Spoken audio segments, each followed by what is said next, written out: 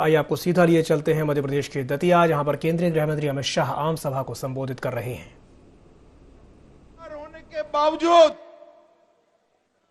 देश भर से यात्री आते हुए डरते थे। वो दतिया आज medical college, law college, nursing college और ग्रेजुएट कॉलेज का सेंटर बन गया, जहां पर एक जमाने में बागियों की दहाड़ होती थी, वहां पर आज मां का दरबार भी सजने वाला है आने वाले दिनों में, और सरस्वती मां का धाम भी, विद्या का धाम भी ये दतिया बन गया। ये परिवर्तन भारतीय जनता पार्टी ने 18 सालों के अंदर किया है। ये दिग्विजय सिंह की सरकार जब थी, तब मैं अरे थोड़ा बैठ जाओ भाई, पीछे तकलीफ है, वो काला शर्ट, बैठ जाओ।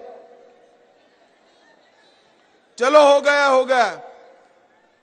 दिग्विजय सिंह की सरकार थी तब मध्य प्रदेश की स्थिति क्या थी?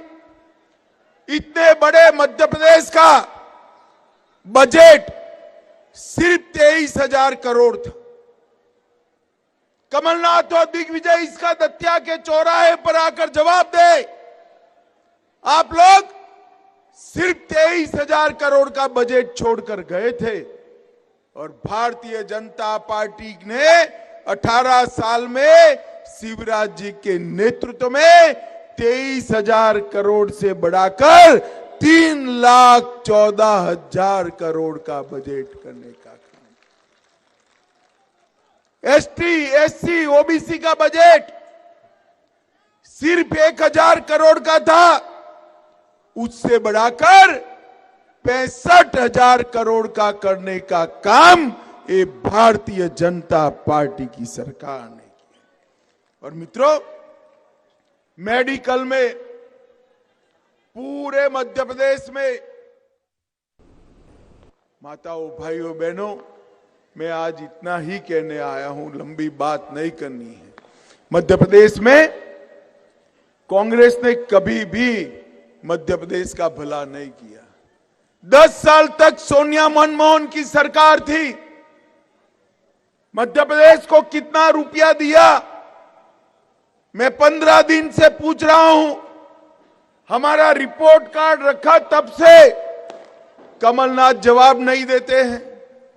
मगर मैं भी बनिया का बेटा हूं भाई, हिसाब लेकर आया हूं, दतिया वालों को हिसाब देना चाहता हूं। 2004 से 14 कांग्रेस पार्टी की सरकार में केंद्र से मध्य प्रदेश के विकास के लिए सिर्फ 2 लाख करोड़ आया था। मोदी जी की सरकार 14 से 23 चली, 9 साल चली, वो 2 लाख करोड़ के सामने मोदी जी ने सिर्फ ग्रांट का 6,35,000 करोड़ रुपया दिया।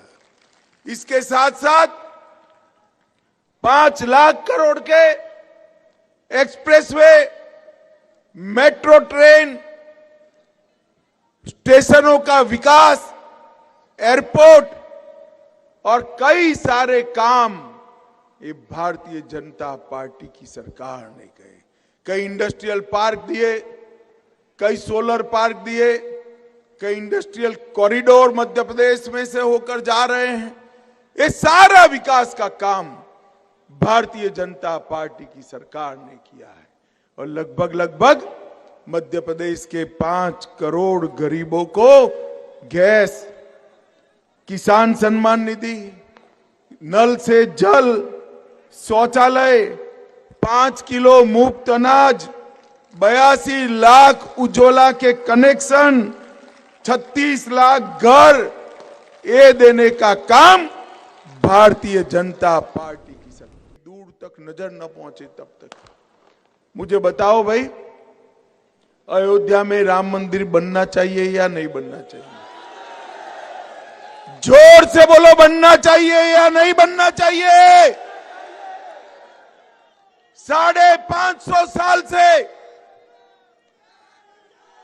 550 साल से बाबर ने मंदिर तोड़ा तब से प्रभु श्री राम अपमानित अवस्था में थे। 70 साल से देश आजाद हुआ, ये कांग्रेस पार्टी अयोध्या में राम मंदिर के मुद्दे को अटकाती रही, लटकाती रही, भटकाती रही, मंदिर नहीं बनने दिया। क्यों? क्योंकि उनको अपनी वोट बैंक की चिंता थी। मोदी जी को आपने प्रधानमंत्री बनाया, मोदी जी ने भूमि पूजन किया और 22 जनवरी 2024 को अयोध्या में रामलला की प्राण प्रतिष्ठा।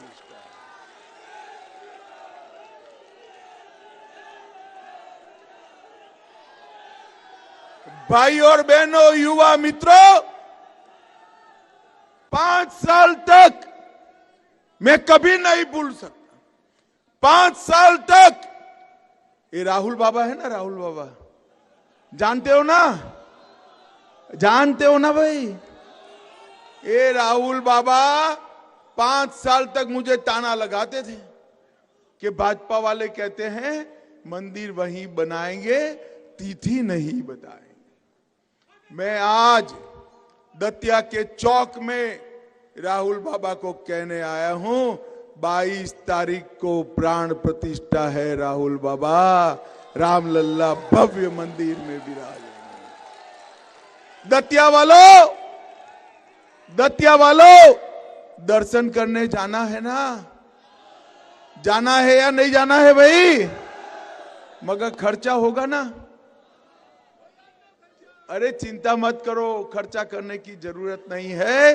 3 दिसंबर को भारतीय जनता पार्टी की सरकार बनेगी।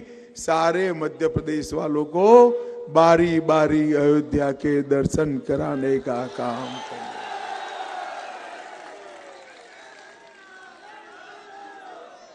मोदी जी ने भारतीय संस्कृति के सभी प्रतीकों का रक्षा करने का काम किया, उसका महिमा मंडन करने का काम किया। अयोध्या में राम मंदिर बनाया, काशी में औरंगजेब ने तोड़ा हुआ बाबा विश्वनाथ का कॉरिडोर बनाया, बद्रीनाथ धाम, केदारनाथ धाम को पुनर्जीवित करा, सोमनाथ का मंदिर भी सोने का बन रहा है और नई संसद बनाकर पवित्र सेंगोल को उसमें बिठाने का काम नरेंद्र मोदी जी ने किया। ये कांग्रेस पार्टी, हम नर्मदा मैया के नारे लगाते, हर हर नर्मदे बोलते हैं, तो भी उनको पसंद नहीं आता है।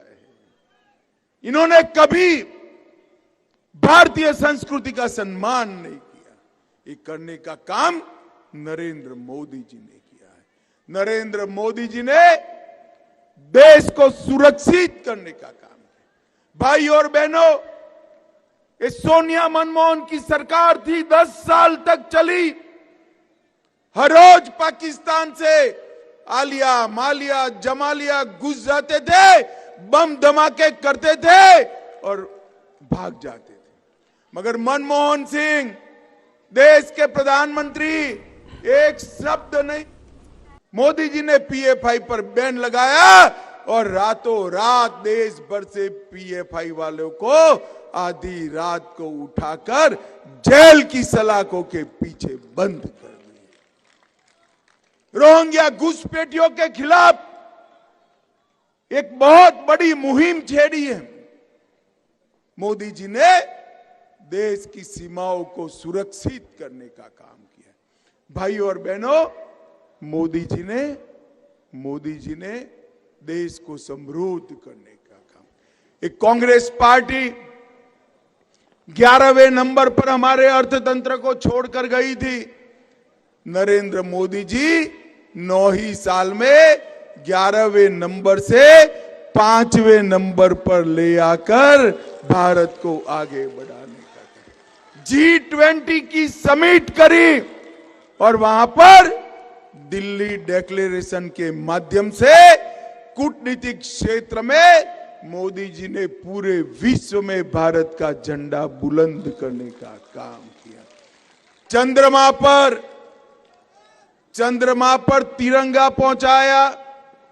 चंद्रयान जहां पर उतरा, वो चंद्रमा के दक्षिण ध्रुव को, वो पॉइंट को शिव शक्ति नाम देकर मातृशक्ति का सम्मान करने का काम हमारे नेता नरेंद्र मोदी जी ने किया। भाई और बहनों, मुझे बताओ जरा, ये कश्मीर जो है हमारा है या नहीं है? अरे जोर से बोलो, है या नहीं है? पक्का है? धारा 370 हटनी चाहिए थी या नहीं हटनी चाहिए थी? एक कांग्रेस पार्टी 70 साल से धारा 370 को अनौरत संतान की तरह गोदी में बिठाकर खिला रही थी। 5 अगस्त 2000 आज 29 तक देने का काम भारतीय जनता पार्टी, जो 5 लाख तक का सारा स्वास्थ्य की सुविधाएं मुफ्त में होती थी, अब तय किया है कि 5 लाख की सुविधाओं को बढ़ाकर 10 लाख तक की सारी सुविधाएं फ्री ऑफ कॉस्ट कर दी।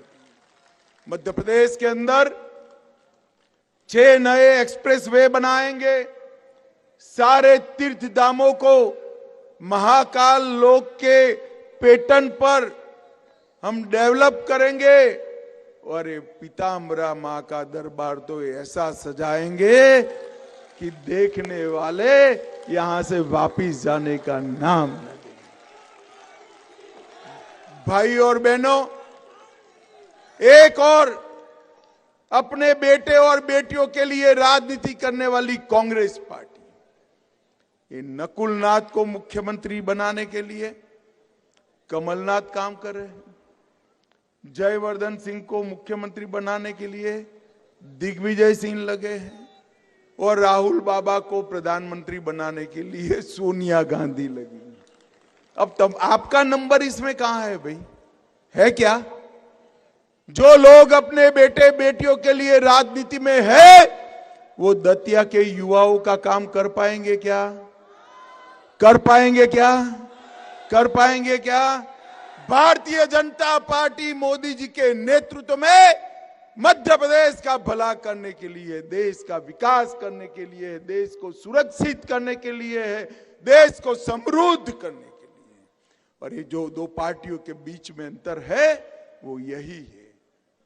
कमलनाथ बनते हैं तो उनका परिवार समृद्ध बनता है, और भाजपा की सरकार बनती है तो मध्य प्रदेश का गांव समृद्ध बनता है, दतिया समृद्ध बनता है।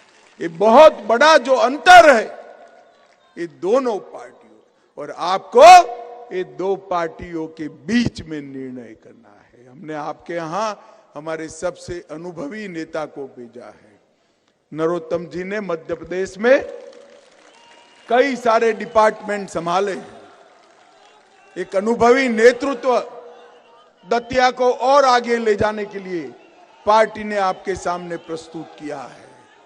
मैं अपील करने आया हूं कि नरोत्तम मिश्रा की लीड इतनी हो कि अगली बार कांग्रेस को यहां प्रत्याशी न मिले, ऐसी लीड से जिताई। इस बार भी 2-2 बार प्रत्याशी बदलने पड़े हैं, मगर अगली बार तो प्रत्याशी मिले ही नहीं, ऐसी लीड से दतिया वालों जिताएंगे। मुझे बताओ, कमल के निशान पर बटन दबाओगे? नरोत्तम मिश्रा को जिताओगे?